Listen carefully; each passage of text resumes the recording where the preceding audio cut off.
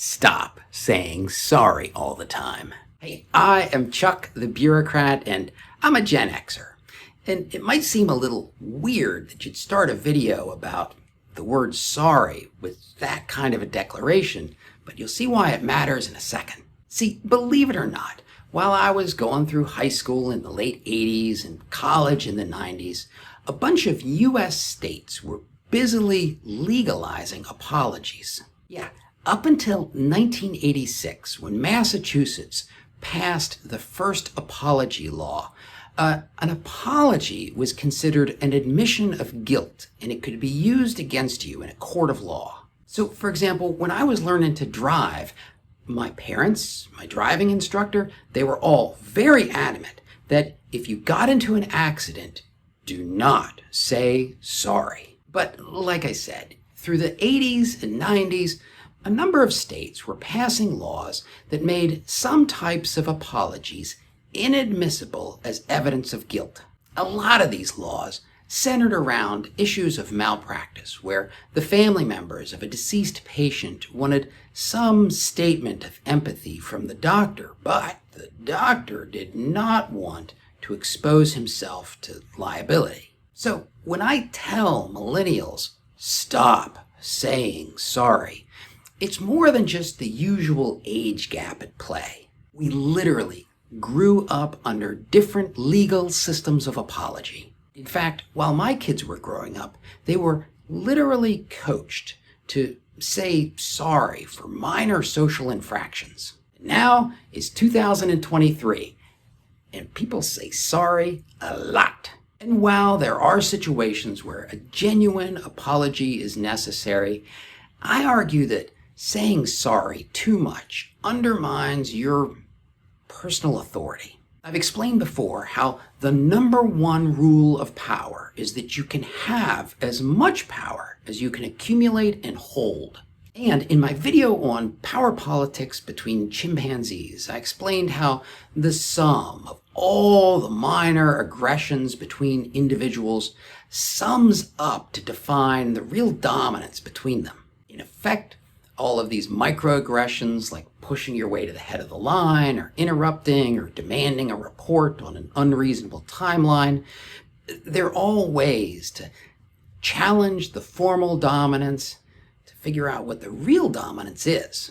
That's where all these little sorries start to become a problem. They're these micro interactions between two people, where the person who's saying sorry is essentially ducking their head and submitting to the other person. When you say sorry, what you're doing is you're creating a power dynamic where you cast yourself as the one who is subordinate. You end up giving them the right to be angry at you for something that you admit is your fault. And trust me, that is not a behavior that tends to accumulate power. And what's more, if you habitually stage this little scene with all the people you interact with, over time you can do long-term damage to your career. Instead, if there's anything that you want to do habitually, it is to signal to the other person that you are the one with power. The way you do that is modeling the behavior of people who have power. Now,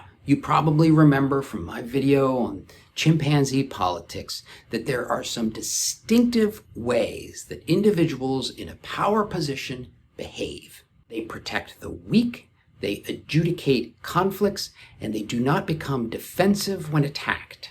So let's think about how you can stop saying sorry and start accumulating power. The very first thing we're going to do is we're going to replace I'm sorry with thank you. And in a second, I'm going to show you how to tie this to those dominance behaviors. But at the most basic level, you want to say, thank you for waiting for me, instead of, sorry I was late. You want to say, thank you for looking at this for me, instead of, I'm sorry that I didn't give you very much time. The reason that you want to make this switch is because it signals that you think they are good people and you value them. It is really hard for people to get angry at someone who says thank you to them. Heck, you might be the only person who thanks them all week. So while sorry invites them to criticize you, Saying thank you puts them on a pedestal that they really don't want to step down from. Okay, so now let's tie this to those dominance behaviors. Suppose you're a waiter and a customer's order is delayed in the kitchen. You don't want to say, sorry, your food's late, because that focuses the attention on the problem. Instead, what you say is, thank you for being patient. The kitchen staff, they're not having their best day. And what have you done? You have protected someone, and at the same time, you've shown appreciation for the customer. If you're late to a meeting, you either say, thanks for getting started, or thanks for waiting for me. You just pick whichever is appropriate to the situation, but it doesn't really matter because the thank you says the same thing either way. It says, I'm here to help you settle your disagreements, not to get muddy arguing with you.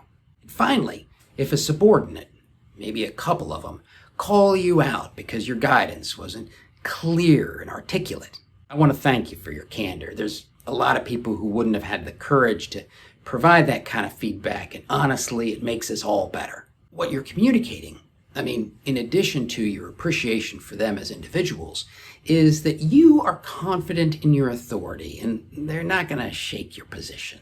I know, it does not exactly sound like a power play, but believe it or not, I have used that approach to deal with some 2-stars who were absolutely furious with me, as well as some subordinates who had really legitimate grounds to be upset. So look, I want you to be as successful as possible. And in a lot of cases, what that means is just kind of accumulating little nuggets of power as you go along throughout your day. Don't let sorries become a habit. And if you want to see another way to develop an appreciation for the people around you, watch this video.